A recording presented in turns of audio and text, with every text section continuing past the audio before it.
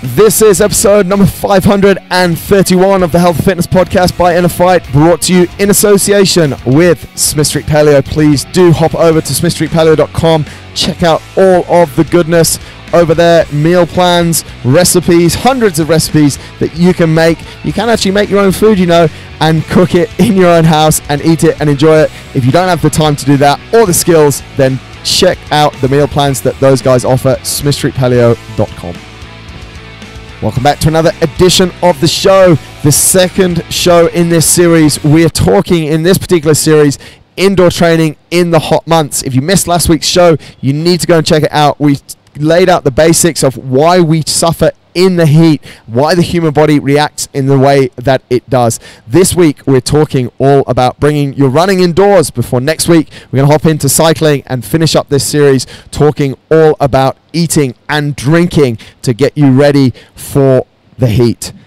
Tom Walker's back with me. Mate, running indoors. This is some people's worst nightmare. It is. It absolutely is. Mate, what? I don't mind running on a treadmill. No, you've got a run to do. You've got a run to do. It's, you know, unless you're going sightseeing and stuff like that, or you're out in the mountains. I think running on a treadmill's same as sort of just running around the streets of Alcos here. Yeah, I don't see the difference. But like you say, for some people, they just cannot get near it. Absolute nightmare, mate. We're quite lucky in that we have a very solid treadmill here at the gym. Technogym skill run machine. This is a treadmill, the Ferrari of treadmills, mate. We've actually got two different types of treadmill. I want your thoughts on the two different types of treadmills that we've got. The Technogym one, I'll start with. Yep. Is hands down the best treadmill I've ever ran on. Why? It feels like you're running out on the road, which is a big difference. You're not hearing that slap sound, which if running on a belt over like a MDF board, sometimes it sounds like completely flat. It's the Technogym one's got that segmental belt that almost runs like a caterpillar track. Yeah. And what that allows is different. If you land differently on your foot, it actually gives way differently, like a run shoe on the road would. And I think it feels like you're actually landing and taking off on grippy tarmac, which so many smoother belt or flat belt treadmills don't feel like. Yeah, I think, folks, if you are struggling to envisage what Tom's saying, just think about treadmill that you've run on before and how they don't really give a lot back. And then the newer ones that you have somehow give too much back. That's basically the treadmill has one long belt of rubber, and that belt just keeps on going round and round and round. With the Technogym treadmill that we're talking about here, it almost has, like Tom was saying, like these sort of lats that are on a belt, and so it feels like each one is moving independently of the other. Exactly, yeah. Yeah, so it's a completely different experience. It is, and it feels very nice to run on. It feels like you're actually getting some work back that you're putting into the treadmill and not just losing it all out through the, like we say, through the belt that's just slowly turning. And the other one that we've got, mate, which a lot of people would know as like a true form or a curved treadmill. Yeah, Woodway, isn't it? Or Woodway, yeah. They're good. I think they're often misused. Yeah. They're the same theory as the Technogym one, so it's got the slatted belt, so it's different, but it's got that curve in it, right? So, and I think one of them is called a curve, the Woodway curve, isn't it? I actually think I think that's a word I just used. And what they claim and they do is they improve running mechanics because of this curve. It's more like running on the road. What I like about it is you can learn how your shift in body weight and posture affects your speed. I think that's really, really good. What I don't like about it is if you're a poor runner, you can't just get on it and run steady state. It's very difficult, isn't it? I use it for intervals, definitely. And I use it with my run guys who are looking at running mechanics and I want to put them into a controlled sprint environment. I will use that. But if I'm looking at observing a runner's running gait or doing a run analysis and I want them to run at a steady state or a steady pace, then I'll use the Technogym. It's interesting what you say about the form that you have to use, and when you see a lot of people get on a Woodway or a curve machine for the first time and they don't really know how to use it because it's powered by the human itself. It doesn't have a motor on it, and it has a little, it rises up, hence the word curve at the front. And the faster you get your foot onto that front bit and pull that belt through, the faster the machine starts to go. Yeah, and the more you lean forward, yeah, the quicker you go, and then it's just hoping your legs can keep up with, with the weight. I've not seen any real disasters on them on those machines. Actually, I've seen a lot of disasters on regular treadmills in normal gyms.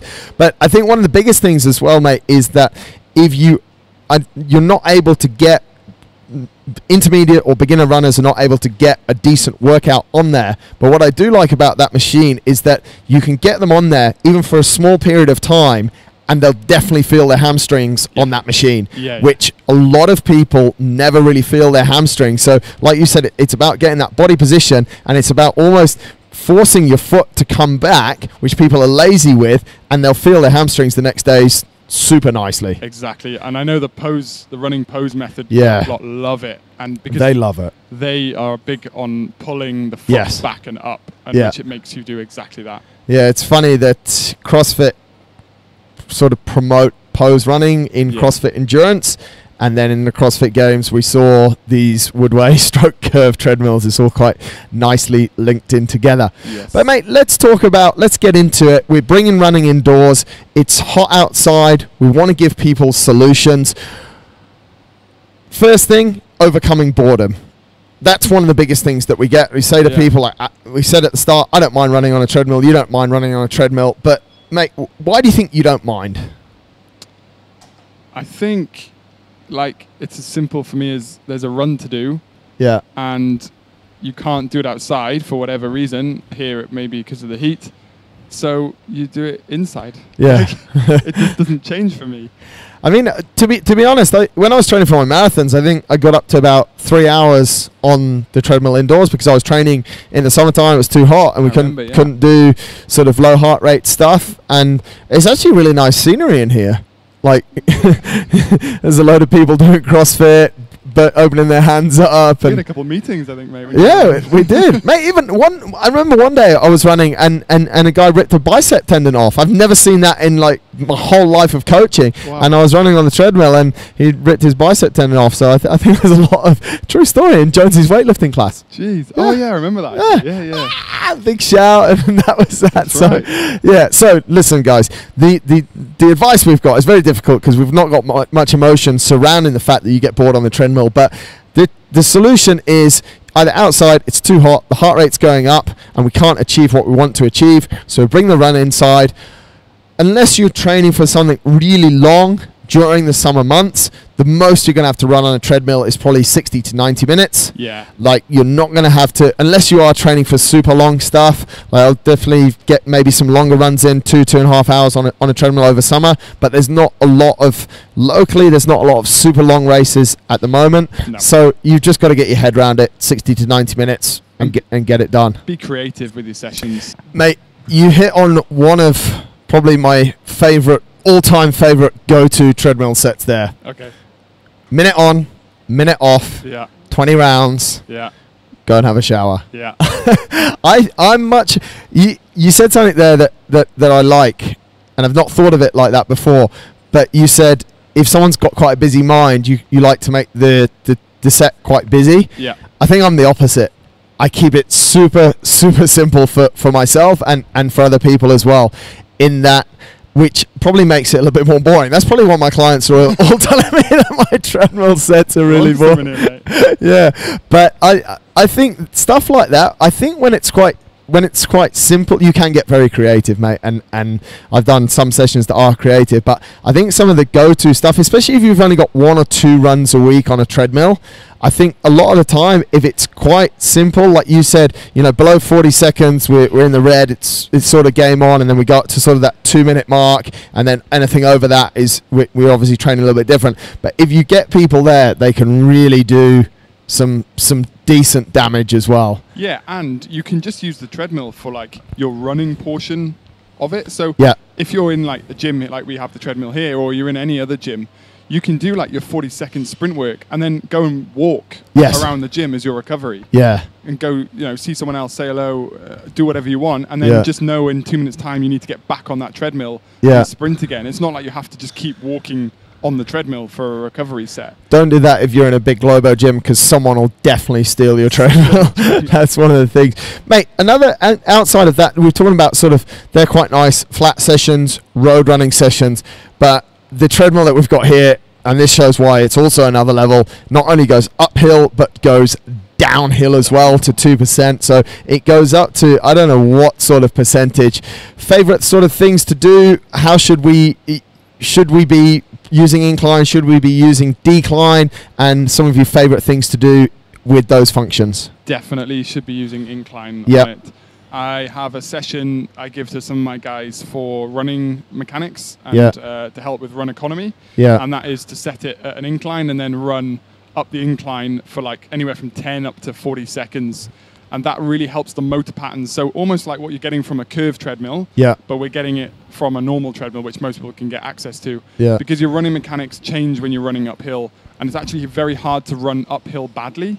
Yes. The body has to lift the knee. You have to get a good knee drive. You have to get a good foot placement. If you land in a heel strike, if you land with your foot too far out in front of you running up a hill, well, then you'll go backwards. Yeah, right. So it's really good for getting people to run taller and run with their feet landing under the hips.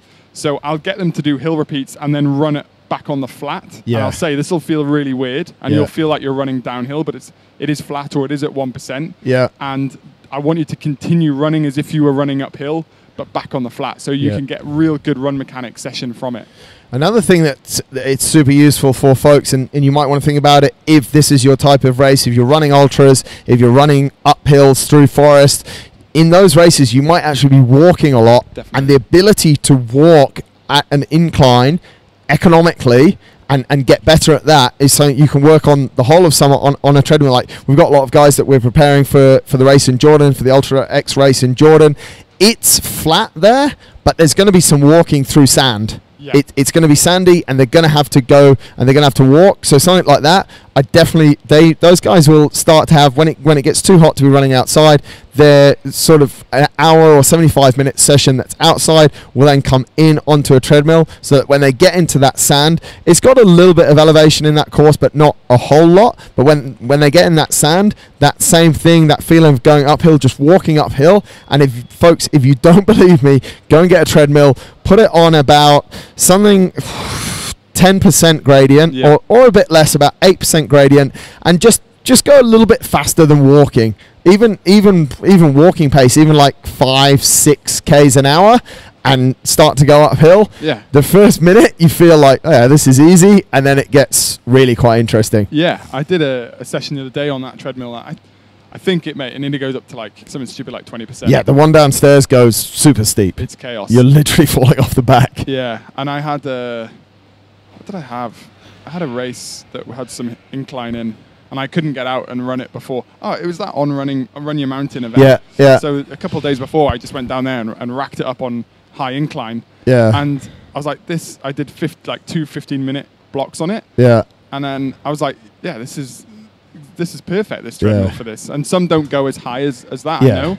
But I think most treadmills go to about sort of that 10% mark. And one thing that we were talking about the belts on a treadmill earlier, I know one thing that when the traditional treadmills go a lot uphill, that belt really starts to slip. So you do have to be a little bit careful on that. Exactly. But yeah, you can use them in a super cool way, and it's a lot more like, if you look at it with the incline, you're building a lot more strength in those legs. If you do have a race that has a lot of loose trail on it, has a lot of sand on it, or has a lot of incline on it, and it makes a huge difference. Yeah, and I'll ask anyone to find a hill around Dubai that they can walk up for 15 minutes. It doesn't flatten out. Whereas you can do it on a treadmill easy. Yeah, absolutely. So, and it might also be something that if you are feeling like you're doing a lot of running and maybe your legs are a bit sore, maybe you just feel from the impact of running a lot. This is where I believe in treadmills should be used sort of the year round. The treadmill that we've got here, the Technogym treadmill, will actually take a lot more of the impact than the road will take, And you could just switch to one session a week, could be hill work. Yep. And then you're not getting that kind of impact that you're getting on the road as well. Yep, it's a good way for that. So there we go. Not only should you be using a treadmill the year round, you can use it a little bit more in summer. 1 to 2 sessions. There's some different ideas for you as well. That's about all we've got for you this week in the series. Indoor training in the hot months. We've been talking all about bringing your running indoors. Don't forget to check out the first episode if you haven't. Why we suffer in the heat. Next week we're going to bringing your cycling indoors, and then we'll wrap up with what I'm terming everyone's favorite, eating and drinking for heat training. Thanks a lot for tuning into the show, and we'll catch you next week.